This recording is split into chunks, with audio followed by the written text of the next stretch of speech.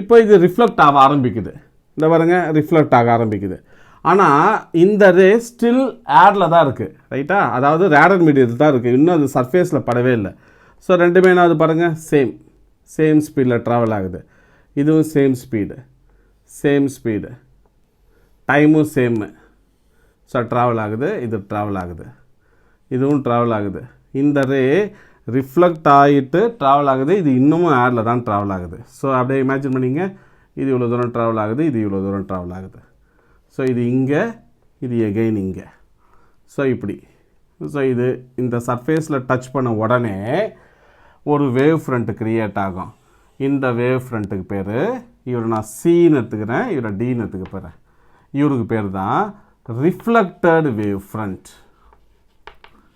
Reflected wave front. Okay. So